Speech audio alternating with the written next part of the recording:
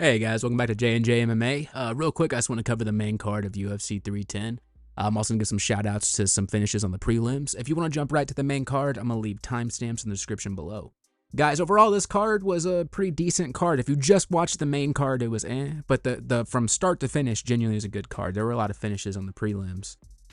First shout I want to give is to Kennedy Nesichoku. I think that's how you say his name. He knocked Lucas Brzeski the fuck out at the end of round 1. Slept this man. Technically, Brzeski landed more strikes beforehand, but it didn't even fucking matter because Kennedy slept this boy. Next shout out I want to give is shout out to Chase Hooper. He submitted Clay Guida in round 1. The way that ended, because Clay was trying to get out of that arm bar, bro. He just was not. And I'm pretty sure Chase fucked up his arm. But let's be real here. I mean, I love Clay Guida. He's honestly one of the first fighters I remember seeing back in the day when I first got into MMA.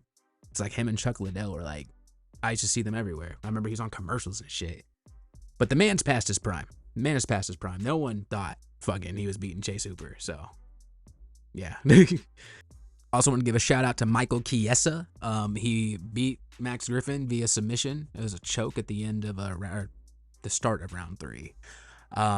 Chiesa did good, man. He honestly fucking schooled Max Griffin in there. So it was a good performance on his end. Next shout out was Eric Anders. He fucking TKO'd Chris I Poker Weidman. This fight wasn't even close, guys.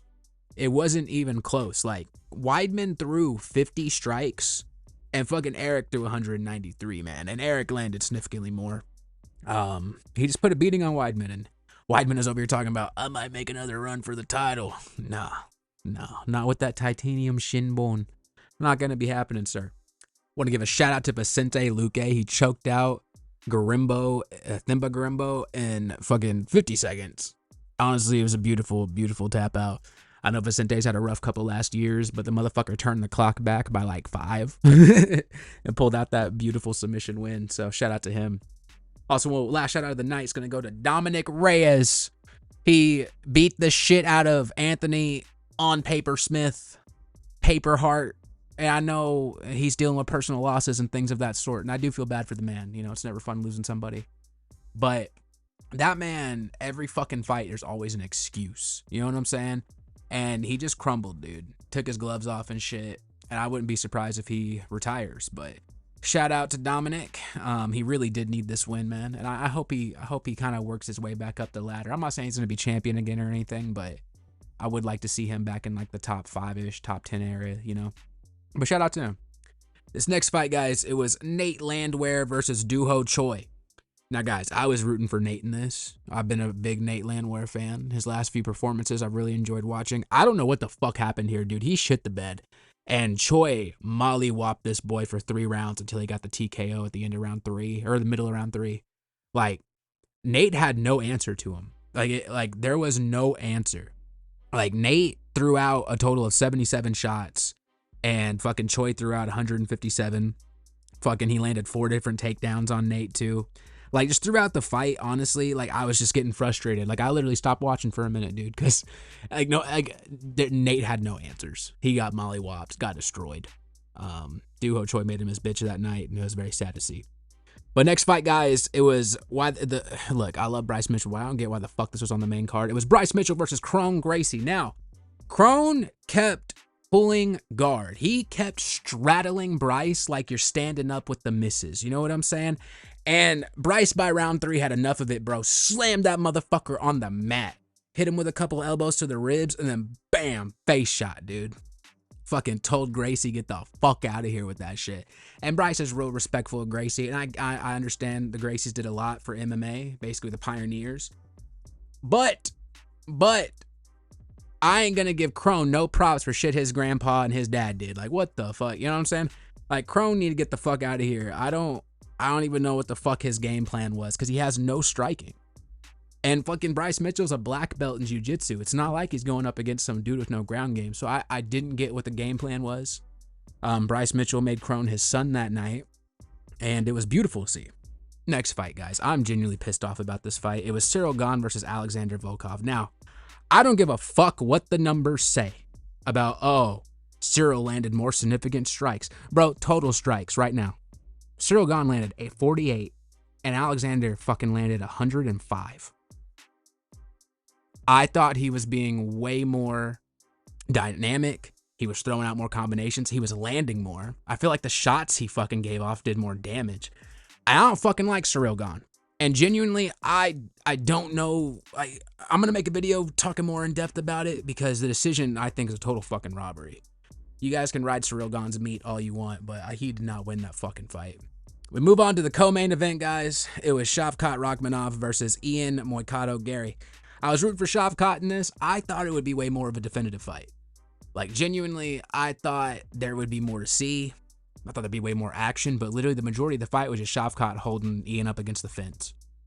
And Ian did get him in a, I forget if it was like a guillotine or if it was a rear naked. He got him in a submission at one point. But Shavkat got the fuck out of that. He was tearing at the gloves, though. Like, Ian did have that bitch in tight for a second. And you could see Shavkat put his fucking fingers under Ian's glove at one point. I didn't even give a fuck, though, because I was rooting for Shavkat. But I just didn't think he would go all 5 rounds with Ian. Now, Ian do have a chin, but, like, there really wasn't that much going on. But Shavkat controlled the majority of the fight. And that's really all that there is to say about it. I don't understand why people said this is going to be the people's main event and shit like that, because based off especially Ian's last performance, or last couple performances, what the fuck else did we think this fight was going to be? You know what I mean? And I try not to be super impartial on these videos, but yeah, no. I just didn't know what else everyone expected. I did think it was funny as fuck that security didn't know who the fuck Bilal Muhammad was. That shit was fucking hilarious. But that was like the most entertainment I got out of the fight. I'm glad Shavkat won. I'm just now worried for him against the bully. But we'll see how that fight ends up going. And all right, guys, it is the main event of the evening. It is Alexandre Pantoja versus Kai Asakura. Now, Pantoja tapped out Kai in 2 minutes of the second round. I thought Kai would have maybe at least made it to round 3. He did land a couple of those knees that he's fucking known for over there in Ryzen. But fucking Pantoja just fucking ate them hoes. He kept eating them and just kept coming forward. And, you know, Kai, I feel like most of Kai's losses have been finishes. I think he mostly got knocked out or TKO'd, though. But, you know, I hate to say the cliche, but there is levels to this. I'm going to sit there and say right now, I feel like Kai Asakura could probably keep up with people from number 5 to 10 right now in the UFC. And he's still young. He still has time to grow. But I don't see him being like top 5. Not even top 3. I don't think he could get past either of the Brandons. You know, Moreno or Royval. Well, I feel like he'd have a better chance against Moreno just because of his style. But I don't know. We'd have to see about that. But it was kind of a disappointment. Pantoja showed why he is the goddamn king. And I hope he actually stays at flyweight and reigns for a while. I know he's already wiped out the division and there isn't a lot of competition. But I want a fucking champion to stay at their fucking weight class. I'm tired of motherfuckers having like 2-3 defenses and then being like, I'm going to move up. I'm going to move down. Like, no one cements a legacy in a fucking weight class anymore. It's always just, I'm going to become a multi-champ.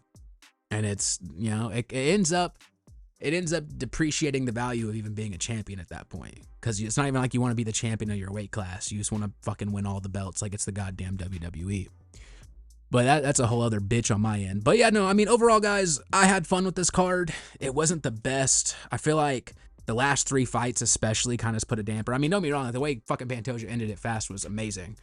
But I felt like people were wanting like a real 5-rounder main event, not a boring fucking 5-rounder like Shavkat, and not a fucking robbery like Ciryl Gane, you know?